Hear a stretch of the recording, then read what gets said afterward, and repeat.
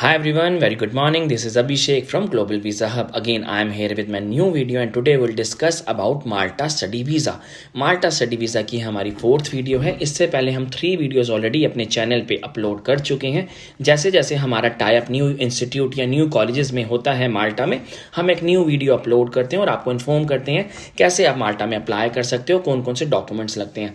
तो आज हम सारा डिस्कस करेंगे माल्टा स्टडी वीज़ा के बारे में, क्या क्या वहाँ पे डॉक्यूमेंट्स लगते हैं, कौन कौन से कॉलेजेस का tie up global visa hub के साथ है, कैसे आप माल्टा में जा सकते हो, कब कब इनटेक होते हैं, कितने टाइम का प्रोसेस होता है, क्या फीस स्ट्रक्चर होता है, कितना वहाँ खर्चा आता है, वहाँ जाने के बाद अकोमोडेशन का कितना खर्चा है, खाने पीने का कितना खर्चा है और ट्रांसपोर्ट का कितना खर्चा है, TRC टेम्परेरी रेजिडेंट परमिट कैसे वहाँ पे आप अप्लाई करते हो, बस कार्ड कैसे बनाते हो, बैंक अकाउंट कैसे खुलता है, जॉब्स कौन कौन सी होती हैं, वहाँ सैलरीज कितनी होती हैं, कितना बच्चा अर्न करता है, कितने टाइम के लिए बच्चा जाता है, कोर्स की ड्यूरेशन कैसी होती है, बैचलर्स में क्या क्या डॉक्यूमेंट चाहिए, मास्टर्स में क्या क्या डॉक्यूमेंट चाहिए. अब न्यू डिप्लोमास कई आ गए हैं माल्टा में एक साल के, उसमें आप कैसे अप्लाई कर सकते हो, क्या आपकी एलिजिबिलिटी होनी चाहिए माल्टा जाने के लिए. तो आज हम सारा डिस्कस करेंगे माल्टा स्टडी वीज़ा से रिलेटेड. अब हम शुरुआत करते हैं माल्टा कॉलेज के बारे में. ग्लोबल वीज़ा हब के पास माल्टा में 3 इंस्टीट्यूट और 2 कॉलेजेस हैं जिनके साथ हमारा टाई अप है. टोटल हमारे पास 5 एजुकेशनल सर्विसेज हैं जिसमें हम अपने स्टूडेंट्स को आगे स्टडी के लिए भेजते हैं, जिसमें 3 इंस्टीट्यूट हैं और 2 कॉलेजेस हैं. अगर मैं बात करूं कोर्सेज की कि कौन कौन से कोर्सेज वहाँ पे रन होते हैं, माल्टा में जो सबसे ज़्यादा बच्चे स्टडी करने जाते हैं वो जाते हैं हॉस्पिटैलिटी टूरिज़्म में, सप्लाई चेन में और बिजनेस मैनेजमेंट में. जिन बच्चों ने यहाँ पे 12th की होती है इंडिया में, वो बच्चे आगे बैचलर्स के लिए जा सकते हैं. जिस बच्चे ने यहाँ पे बैचलर्स कर रखी है इंडिया में, आगे मास्टर्स के लिए जा सकते हैं. जिस बच्चे ने यहाँ पे 12th कर रखी है लेकिन वो आगे ग्रेजुएशन के लिए नहीं जाना चाहता, तो वो आगे डिप्लोमा कोर्स के लिए भी जा सकता है. बैचलर 3 ईयर्स का होता है, मास्टर 2 ईयर्स का होता है, डिप्लोमा 1 साल का होता है, 1 ईयर का होता है डिप्लोमा. नॉर्मली बच्चा ये देखता है कि मुझे कम फीस या नॉर्मल फीस के अंदर मैं माल्टा में चले जाऊं, 1 साल का डिप्लोमा कर लूं, TRC ले लूं, उसके बाद मैं जहां पे भी जॉब करूं वहां पे अपना वर्क परमिट अप्लाई कर दूं, जो कि एक अच्छा डिसीजन है. 80% बच्चे ऐसे ही करते हैं. कई बच्चों ने अपनी ग्रेजुएशन पूरी करनी होती है तो वो प्रॉपर 3 ईयर्स का कोर्स लेके जाते हैं. कई बच्चों ने ग्रेजुएशन कर ली होती है तो आगे 2 साल का मास्टर्स लेने जाते हैं. मैंने कोर्सेज का आपको बताया, hospitality, tourism, supply chain management, business, ये 4-5 कोर्सेज हैं जो माल्टा में काफ़ी अच्छे लेवल पे रन हो रहे हैं. कई ऐसे इंस्टीट्यूट भी हैं जो नर्सिंग का कोर्स कराते हैं, जो हमें हॉस्पिटैलिटीज़ के अलावा कई दूसरे IT से रिलेटेड कोर्सेज भी सर्व. अब हम शुरुआत करते हैं डॉक्यूमेंट्स में, कौन कौन से डॉक्यूमेंट्स आपको देने हैं. माल्टा स्टडी वीज़ा के लिए जो 6 या 7 मेजर डॉक्यूमेंट्स हैं जो 12th पास किए बच्चे ने शेयर करने हैं अपने ग्रेजुएशन के लिए या डिप्लोमा के लिए: 10th, 12th, passport, photograph, birth certificate, updated CV. अगर 12th के बाद आपका कोई गैप है 2 साल का, 3 साल का, तो आप उसके लिए एक प्रॉपर जस्टिफिकेशन दे सकते हो कि आपने कहाँ पे जॉब करी है.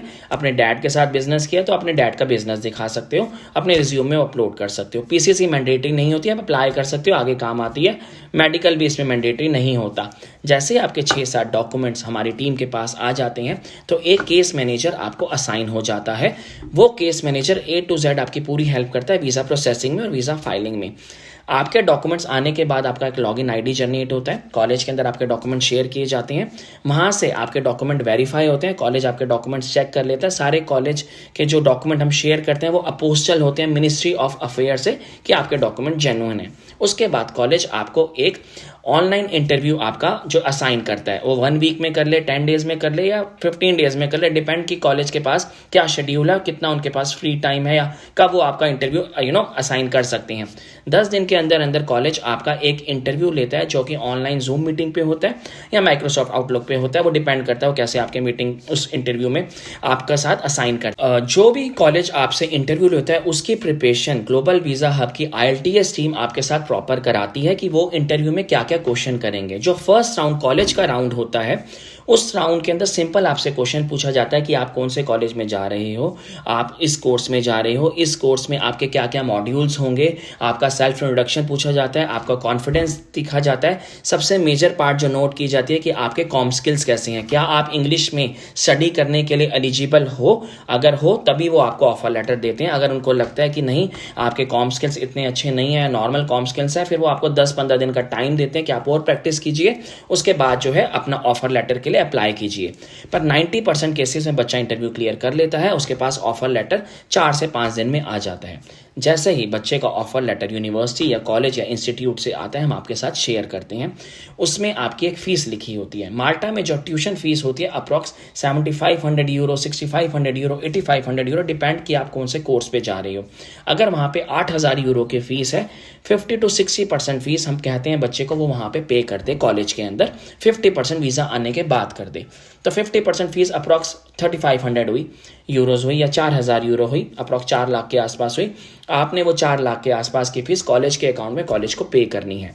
जैसे ही कॉलेज के पास वो आ जाती है फीस, कॉलेज आपके साथ शेयर करता है अपना फाइनल एक्सेप्टेंस लेटर। अपना कॉलेज के पास फीस पहुंचती है, कॉलेज जैसे मैंने आपको बताया अपना invitee letter, offer acceptance letter, contract, fees की रिसिप्ट, ये सारा PDF 8 से 9 डॉक्यूमेंट का शेयर करता है, जो कि बहुत ही इंपॉर्टेंट होता है, वीज़ा फाइलिंग में चाहिए होता है। जैसे हमारे पास वहाँ से इन्विटेशन और सब कुछ आ जाता है, आपके पुराने डॉक्यूमेंट को सबमिट करने के बाद हम आपकी फ़ाइल रेडी करते हैं, जिसमें एडिशनल डॉक्यूमेंट्स लगाए जाते हैं, चाहे वो SOP हो गया, चाहे वो डॉक्यूमेंट अपोस्टल के प्रूफ हो गए, चाहे वो नोटरी स्टैम्प्स हो गई, चाहे वो आपका अपडेटेड रिज्यूम हो गया। जितने भी डॉक्यूमेंट्स आपकी फाइलिंग में लगते हैं, 20 से 25 डॉक्यूमेंट्स की एक फ़ाइल तैयार होती है, जिसमें आपका अकोमोडेशन लेटर भी लगता है, आपका जहाँ आप स्टे करोगे उसका प्रूफ भी लगता है, आपकी डमी टिकट भी लगती है, SOP, काफ़ी सारे डॉक्यूमेंट्स हैं जो फाइल में एक लगाए जाते हैं वीज़ा के लिए। तो जैसे ये फाइल तैयार हो जाती है, हम अब आपकी अपॉइंटमेंट बुक करते हैं। अपॉइंटमेंट बुक करने के लिए 2 चार्जेस होते हैं। पहला 150 यूरोज़ का, जो आपको कॉलेज को अपनी फ़ीस के साथ ही डालना होता है ताकि वो आपकी अपॉइंटमेंट बुक कर ले। दूसरा चार्जेस एम्बेसी का, जब आप एम्बेसी में जाते हो, जब आप VFS में जाते हो अपनी फाइल लेने के लिए, सबमिशन करने के लिए, तो वहाँ पे 15,000 इंडियन रुपीज़ के आसपास की चार्जेस होते हैं जो आपको पे करने होते हैं। जो आपने पहले 150 यूरो दिया होता है वो डायरेक्ट कॉलेज को दिया होता है, वो आपके अपॉइंटमेंट की फ़ीस होती है, जो आप कॉलेज के अकाउंट में फ़ीस के साथ ही अपना शेयर कर सकते हो। तो टोटल जैसे मैंने आपको बताया 4 लाख के आसपास जो आपने फ़ीस डाली थी कॉलेज को, उसमें आपके 150 यूरो भी आ गए थे, आपकी ट्यूशन फीस भी आ गई थी हाफ, और बाकी के जो 15,000 हैं वो आपने डायरेक्ट एम्बेसी में देने। अभी तक जो बच्चे हैं वो 4,15,000 के आसपास की फ़ीस जो है पे कर चुके हैं, 4 लाख कॉलेज को, 15,000 अपने VFS को। VFS में आप प्रायोरिटी सर्विस लीजिए, वो बेस्ट है। हम पूरी फाइल आपकी प्रिपेयर करा के भेजते हैं। क्या होता है, जैसे आपकी वहाँ से इनविटेशन आ जाता है, उसके बाद 20 से 25 दिन में हमें अपॉइंटमेंट बुक होती है कि हाँ इस डेट की पर्टिकुलर अपॉइंटमेंट बुक हो गई VFS की, चाहे वो दिल्ली VFS में हो, चाहे वो पंजाब VFS में हो, या जिस भी स्टेट से हैं उस VFS में आपको जाना होता है, माल्टा VFS में, और अपनी फाइल को सबमिट करना होता है। जिस दिन आप VFS जाते हो उस दिन से 10 दिन पहले तक हम आपके 10 डेज़ की ट्रेनिंग भी कराते हैं। हो सकता है आपका इंटरव्यू आ जाए, हो सकता है डॉक्यूमेंट्स वहाँ पे सबमिट करने के बाद जब VFS के पास आपके डॉक्यूमेंट जाते हैं, VFS वो सारे डॉक्यूमेंट माल्टा, आइडेंटिटी माल्टा को कोरियर करता है। लाइक अगर आप आज VFS में अपने डॉक्यूमेंट्स दे के आ रहे हो, आज 1 सितंबर है, जैसे आज आपने डॉक्यूमेंट्स दिए, आज आपने डॉक्यूमेंट्स VFS में सबमिट कर दिए, VFS 3 से 4 दिन में वो सारे डॉक्यूमेंट्स कोरियर करेगा आइडेंटिटी माल्टा को। वो 15 दिन 20 दिन में वहाँ पे पहुँचेंगे। जैसे आइडेंटिटी माल्टा के पास डॉक्यूमेंट पहुँचेंगे, आपके पास एक मेल और एक मैसेज आ जाएगा कि ये डॉक्यूमेंट्स हमें रिसीव हो गए हैं माल्टा में। आइडेंटिटी माल्टा 40 दिन से 90 दिन का टाइम लेता है रिजल्ट देने में, वैसे 60 दिन के अंदर अंदर आइडेंटिटी माल्टा रिजल्ट दे देता है। जैसे ही आइडेंटिटी माल्टा के पास रिजल्ट ओके हो जाता है, वो आपको मेल कर देते हैं कि हमारे आपके यहाँ से डॉक्यूमेंट्स हम आपको इंडिया में कोरियर कर रहे हैं VFS में, वहाँ पे जाके अपना पासपोर्ट कलेक्ट कर सकते हो। ये सारा प्रोसेस जो होता है बहुत ट्रांसपेरेंट होता है। अभी तक हमने सारा डिस्कस किया कि क्या प्रोसेस था, कैसे आप वीज़ा ले सकते हो। अब हम सबसे मेन बात पे आते हैं, जो बच्चों के सबसे ज़्यादा क्वेश्चन होते हैं या उनके पेरेंट्स के होते हैं कि हम वहाँ पे अर्न कितना करेंगे, वहाँ पे TRC कैसे बनेगा, वहाँ पे जाने के बेनिफिट्स कैसे हैं, कल्चर कैसा है, फूड कैसा है, और वहाँ पे जाने के बाद मेरे फ्यूचर प्लानिंग्स क्या होंगी या मैं आगे फ्यूचर में क्या कर पाऊंगा। सबसे ज़रूरी क्वेश्चन है कि वहाँ पे अर्निंग कितनी है। माल्टा जाने के बाद जैसे ही आप लैंड हो जाते हो, मान के चलो 45 डेज़ का टाइम लगेगा, जिसमें आप अपने TRC अप्लाई करोगे, अपने बैंक अकाउंट ओपन करोगे, अपने कल्चर को जानोगे, नेचर को जानोगे, वहाँ के लोगों को जानोगे, एरिया को समझोगे, रहने सहने का सब कुछ आपको पता चलेगा। तो 30 से 45 दिन लगता है कंट्री को समझने में। उस 45 डेज़ में आप अपने आप को प्रिपेयर कीजिए। काफ़ी सारे ऑनलाइन जॉब पोर्टल्स हैं, वहाँ पे अपने रिज्यूम फ्लोट कीजिए। ग्लोबल वीज़ा आपके 15 to 20 स्टूडेंट्स माल्टा में ऑलरेडी हैं जो ऑलरेडी जॉब कर रहे हैं, वो भी आपकी हेल्प करेंगे जॉब लगवाने में, प्लस कॉलेज भी आपकी हेल्प करता है, प्लस आप वॉकिंग इंटरव्यू के लिए भी जाते हो, वॉकिंग इंटरव्यू में भी आप क्लियर कर लेते हो, ऑनलाइन पोर्टल से भी करते हो। 4 से 5 तरीके हैं वहाँ पे जॉब सर्च करने के और जॉब करने के। सबसे बेस्ट पार्ट है कि माल्टा इंग्लिश स्पीकिंग कंट्री है, वहाँ पे इंग्लिश बोली जाती है। काफ़ी सारी यूरोपियन कंट्री में प्रॉब्लम यही होती है कि अपनी लैंग्वेज बोलते हैं तो समझ नहीं आता, होगा, हम बड़ी मुश्किल से सीख पाते हैं उनकी लैंग्वेज। पर माल्टा में इंग्लिश बोली जाती है तो आपको आसानी से जॉब वो भी हायर कर लेते हैं। वहाँ पे जॉब किस टाइप की होती है?